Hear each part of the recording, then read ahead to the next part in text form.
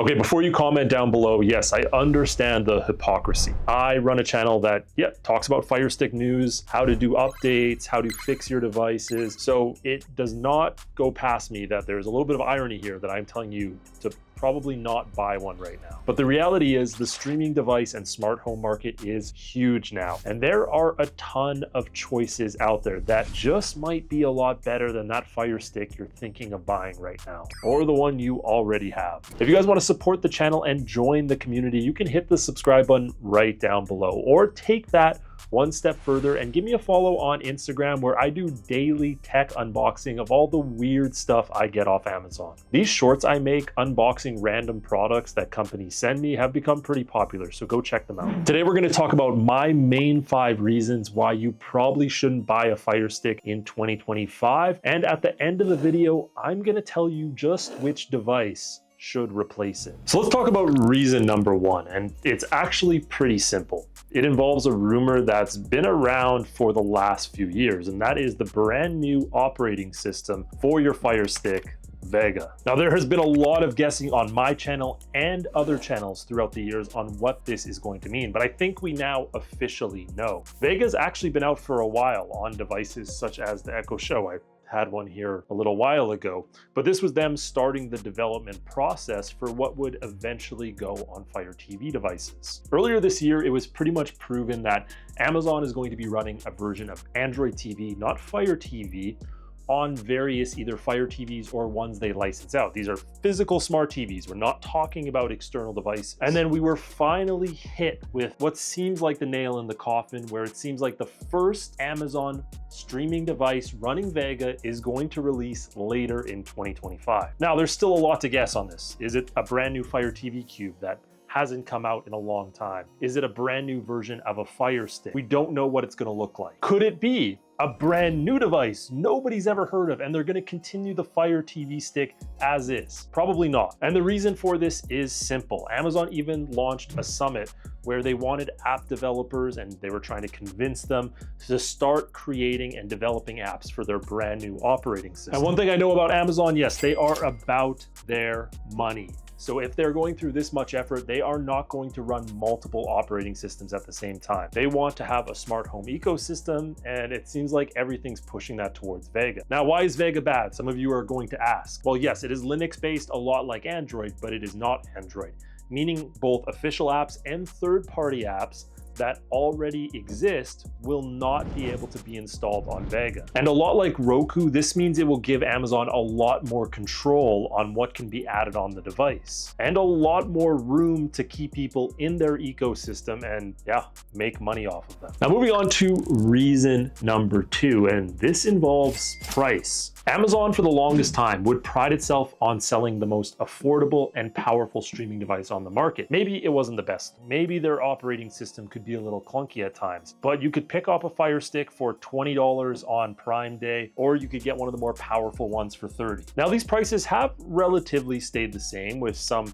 slight increases as new models come out, such as the Fire Stick Max, which is their most expensive one to date. But the reality is other streaming devices have gone for Amazon's initial strategy, which is selling these as cheap as possible and getting as many on the market that they can. Point and example is the ONN streaming device, where you can pick one of their sticks up for 15 bucks, or one of their 4K boxes for 20, or their new Plus model for 30, or their Pro model, which I think is around 50 USD. And that's without getting into other devices such as Roku, such as Zomi, and all these other off brands that are starting to create better and more powerful systems. So this just leaves a lot of waiting right now, where Amazon used to control a lot of the cheap market. They have now given up a lot of that market cap to these other brands and lost popularity because of the end of their open Fire TV OS operating system, which seems like it won't be around much longer. So if any of you watch my channel, you know I'm a big believer in customization. You should be able to do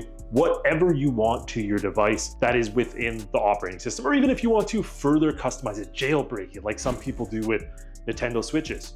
You should also be able to do that. On a separate note, screw Nintendo. They are the worst copyright people, maybe worse than Sky Sports. They go after everybody, even if you're just playing their games. And this is somewhere where I think Amazon has really faulted in the last few years. they started to slowly take away customization options, making it harder and harder to do different things on your Fire TV device. One example that always comes to mind to me is the ability to put in a custom launcher. People love this because you can make your device more simplistic. You could have your apps and sort them as you want, customize folders and all these different things. Really not a big deal, but Amazon hated that. So they actually started to block it. Yes, you could no longer install custom launchers and do the commands you needed. And it sucked. A lot of people really hated that they took this away. But there is one main reason they decided to do that. And that segues us to reason number 4, which is money and advertising. Yeah, Amazon has single-handedly become one of the worst companies for advertisements on their devices. And this should be no surprise. Amazon is not a streaming device company. They are not just a tech company. They are an advertisement company at heart. Their whole purpose is to get you to their site and get you buying stuff, which is one of the reasons why their Fire Sticks were so cheap for so long. Just as we're talking right here, we are looking at advertisements. Right here, we have The Last of Us. This isn't just trying to prompt you to watch a show, it's wanting you to buy a service. Stack TV on Prime. Are you going to fork out because you really want to watch Rick and Morty? And just like we were talking the last one, how they want to make it so you can't install third-party apps, such as Kodi, which is why they don't have it in your official app store. So they can do stuff like this, get you to rent movies, get you to play Amazon Luna. And yes, I know we really shouldn't be mad at this because they're a company, of course they want to make as much money as possible. But pumping more ads into your device just makes it less functional and people enjoy it way less. It feels like their device has become all about getting you to buy stuff off Amazon. And to me, that is just annoying. It should be a device first, a streaming device second, I guess. And after that, sure, sell us a few things. But as we talked about earlier with the introduction of Vega, this problem is not going to get better. In fact, it's going to get way worse. So let's talk about our last reason why I think you should just not buy a Fire Stick in 2025. And honestly, it's pretty simple. That brings us to reason number 5, and that is other options are just better. Whether you have a price point that is $100 plus, or you want something super affordable, it seems like Amazon right now with their Fire TV devices are kind of stuck in the middle. If you want something super cheap, I really recommend the ONN streaming devices. They work super well, they're pretty fast, and they are just very budget friendly, running Google TV as well, which is pretty customizable. And if you want something super expensive, although I told people you shouldn't buy it right now because I do believe there is going to be a new NVIDIA Shield one of these years. I don't know when, but it is going to happen. It's been 6 years now. NVIDIA, just do it. But yes, the Shield is still the most powerful device. If you look at the benchmark scores, if you look at usability, I still have a Shield TV right here, which is working perfectly fine. 6 years later, I bought this in 2019.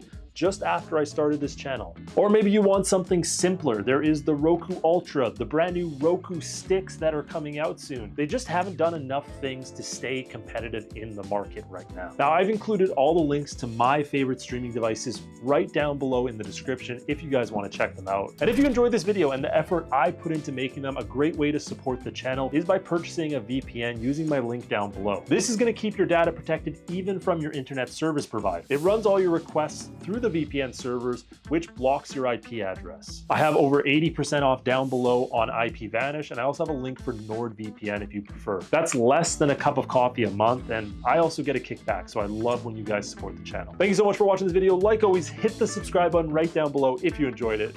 I'll see you in the next one.